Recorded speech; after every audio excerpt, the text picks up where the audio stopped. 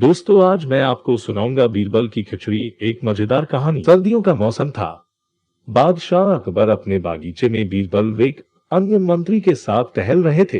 टहलते हुए बादशाह अकबर ने अपने मंत्री से कहा, इस साल कुछ ज्यादा ही ठंड पड़ रही है। महल से बाहर निकलने में भी ठंड से हालत खराब हो रही है। मंत्री ने बादशाह की बात का जवाब देते हुए कहा, जी हुजूर, बिल्कुल सही फरमाया आपने। इस साल तो इतनी ठंड पड़ रही है कि जनता ने घर से बाहर निकलना बहुत कम कर दिया है।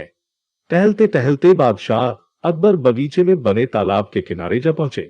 जैसे ही उन्होंने अपना हाथ पानी में डाला, उन्हें एहसास हुआ कि पानी बर्फ जैसा ठंडा है। पानी से हाथ बाहर निकालते हुए अकबर ने कहा, सही कह रहे हैं आप, इतनी ठंड में कौन घर से बाहर निकलेगा। बीरबल को चुपचाप देखकर बादशाह ने बीरबल से पूछा, इस बारे में आपका क्या ख्याल है। बीरबल बीरबल ने सिर झुकाते हुए कहा, माफी चाहता हूं हुजूर, इस बारे में मेरा ख्याल थोड़ा अगल है। मैं आप दोनों की बात से सहमत नहीं हूं। अकबर ने आश्चर्यचकित होकर बीरबल से पूछा, अच्छा, तो हमें भी बताइए, क्या ख्याल है आपका। बीरबल ने कहा, हुजूर, मेरा मानना है कि एक गरीब व्यक्ति के लिए पैसा सबसे ज्यादा जरूरी है। उसे इस बात से कोई फर्क नहीं पड़ता कि मौसम कितना ठंडा है या गर्म।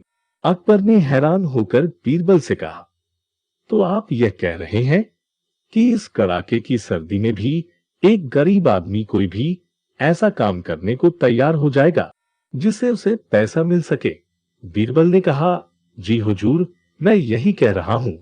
बादशाह अकबर ने बीरबल को चुनौती देते हुए कहा, तो ठीक है, अगर आपने बर्फ जैसे पानी से भरे इस तालाब में किसी को रात भर खड़ा रखकर इस बात को प्रमाणित कर दिया, तो हम आपके लाए हुए गरीब व्यक्ति को 20 सोने के सिक्के इनाम में देंगे।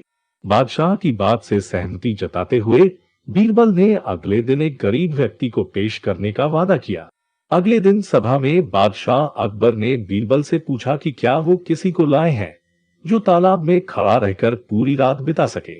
इस पर बीरबल ने गंगाधर नामक एक गरीब व्यक्ति को दरबार में मौजूद किया और कहा कि ये 20 सोने के सिक्कों के लिए तालाब में पूरी रात बिताने को तैयार है। बादशाह अकबर ने सभा समाप्त करते हुए कहा कि ठीक है, 2 सिपाही इस व्यक्ति की रात भर निगरानी करेंगे। अगले दिन फिर से दरबार लगा और बादशाह ने बीरबल से गंगाधर के बारे में पूछा, बीरबल, कहाँ है आपका मित्र? कितनी देर टिक पाया वो उस बर्फीले पानी में? बीरबल ने कहा, महाराज, वो यही है। मैं उसे दरबार में पेश करने की इजाजत चाहता हूँ।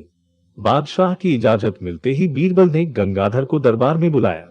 बादशाह अकबर ने गंगाधर को शाबाशी देते हुए कहा, हमें इस बात पर यकीन नहीं हो रहा है कि तुम पूरी रात उस बर्फ जैसे पानी में रहे और आज हमारे सामने सही सलामत खड़े हो। ये तुमने कैसे किया? पूरी सभा को बताओ। गंगाधर ने कहा, महाराज, शुरुआत में तो ये बहुत मुश्किल था, लेकिन कुछ समय बाद मुझे महल की एक खिड़की पर एक दिया जलता नजर आया। उस दिए को देखते हुए मैंने सारी रात बिता दी। बादशाह अकबर ने चौंक कर कहा, यह तो धोखा है। तुमने हमारे महल के जलते दिए की गर्मी से सारी रात बिता ली। करीबी, तुम्हारे इस धोखे के लिए हम तुम्हें सजा नहीं दे रहे हैं, लेकिन तुम अब इस इनाम के हकदार भी नहीं हो। ये कहते हुए अकबर ने अपने सिपाहियों से गंगाधर को महल से बाहर ले जाने को कह दिया और सभा समाप्त करके अपने कमरे में चले गए। अगले दिन रोज की तरह सभा लगी। जब बादशाह अकबर सभा में आए तो उन्होंने देखा कि सभी दरबारी अपनी अपनी जगह पर मौजूद थे, सिवाय बीरबल के।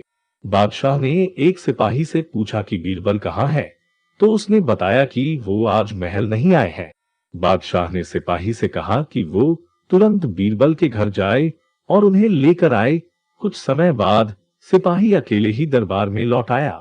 बादशाह के पूछने पर सिपाही ने बताया, बीरबल अपने घर में खाना पका रहे हैं और उन्होंने कहा है कि खाना पूरी तरह पक जाने के बाद ही वो दरबार आएंगे।